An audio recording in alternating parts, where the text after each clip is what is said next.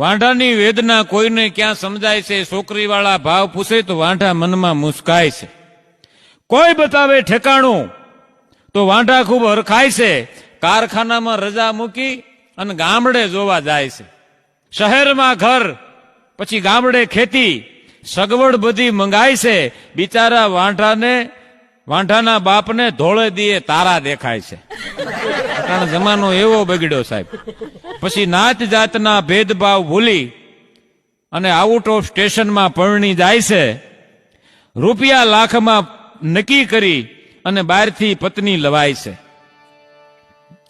8 દિવસમાં આટોપી અને out of station વાળી ભાગી જાય છે. કુદરતનો મને કે પ્રફુલભાઈ કેવો ન્યાય, પાછો વાંઢો થઈ જાય છે.